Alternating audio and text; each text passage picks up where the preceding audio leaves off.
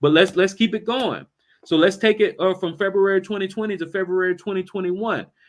If you had your money invested directly in the market started at $3,370.29. It ended in February 2021 at $3,934.83. That's a change of a positive $564.54. You divide that by that beginning value, and you come with a positive of 16.75%. Remember what I told y'all? They needed to do at least double to break even. This didn't even break them even. If you had your money put in a properly structured IUL, you would have gotten 11% that year. But remember, this is another 11% straight profit because you didn't lose any of your principal. You're not trying to make up for what you lost because you don't lose that principal, right? But now here's the thing. I know y'all want to hit that home run. I know. All right, you say, listen, math doesn't lie. I get it. As long as I'm not losing nothing every month, that 11% cap makes it to where I ultimately win. I get it. But listen, Randolph, I like the feeling of hitting a home run. Now, you can still have that feeling of hitting a home run because here's the thing. We we recommend, and a lot of times people do, is putting the money in the capped indexes because you avoid the participation rates. If you were to put your money, all of your money in an uncapped index, yes, you're opening yourself up to where when it exceeds, when you get a high return, you get to participate in that huge return. However, there's a 5% participation rate. So let's say if it's a typical year where you're earning an average of 8 to the return is approximately 9%, and then you have to pay a 5% participation rate. That just knocked down that 10 to 9 to 5 to 4 just because you wanted to put all your money in that uncapped account.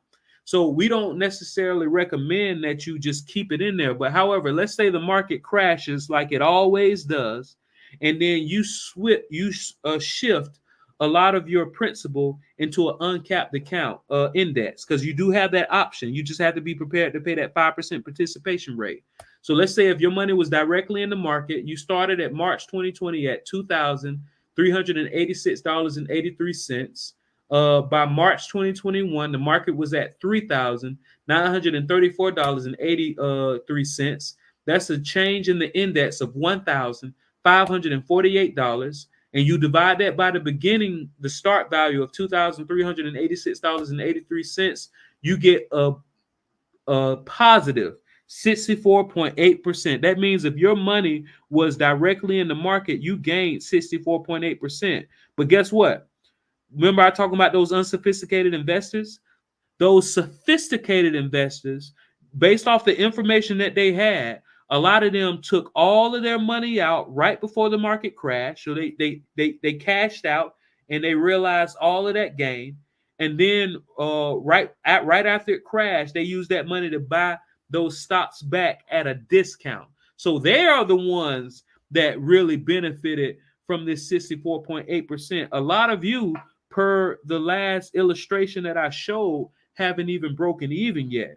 But let's say you switch your money to an uncapped account for your properly structured max funded index universal life policy.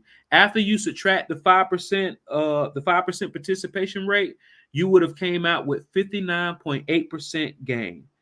That's almost 60%. So just imagine if you had $1 million in a properly structured index universal life policy, and you just that very next year it went up 60%. You just made $600,000 tax free.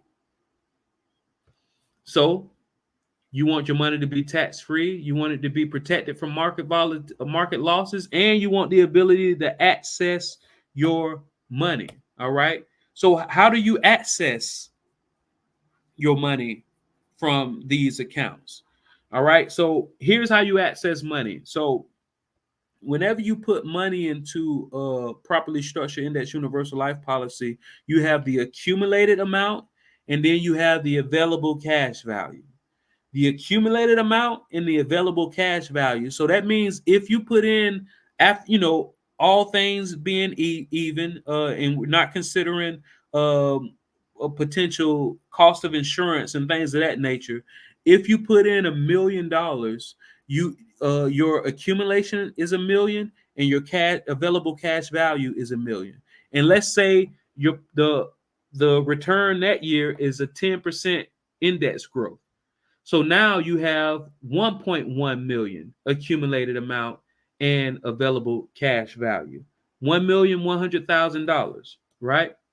And let's say you take out a loan against that $1,100,000. Now, I say loan. A lot of us have a negative relationship with the word loan.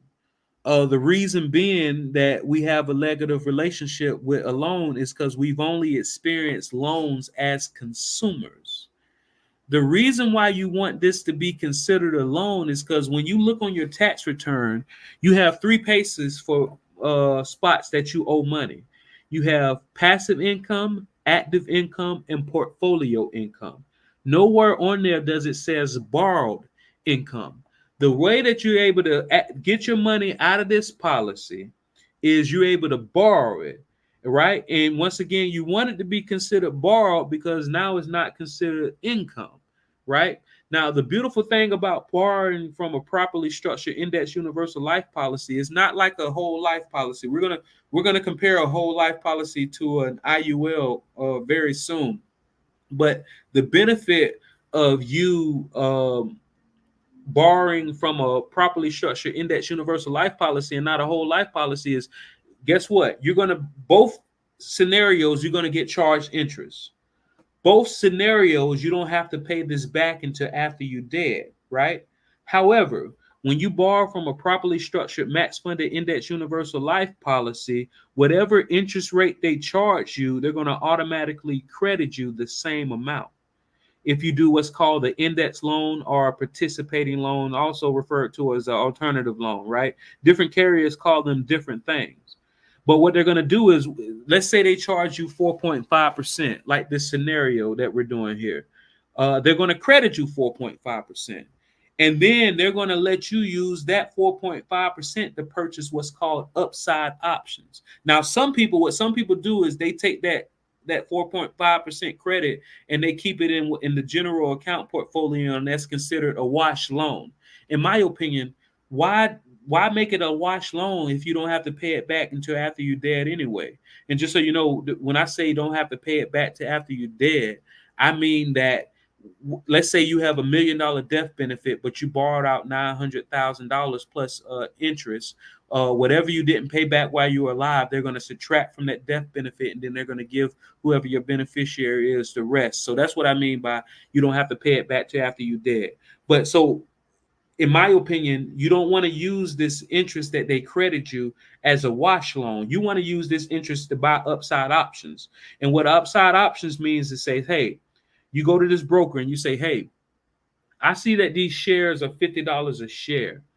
I want to purchase the option to buy these shares at $50 a share a year from now, no matter how much it is.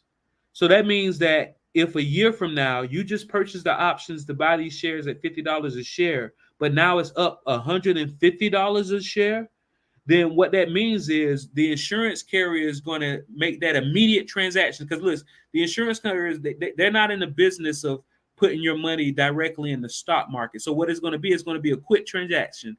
Let's say if it's one of the 7 out of 10 years that the market does good and that share is up, they're going to purchase it for that low amount, and then they're going to instantly sell it for the higher amount that is worth that day. They're going to take out that 4.5% that they credited you, and then they're going to give you the rest of the return as a tax-free return in addition to the money that you're already earning from the indexes.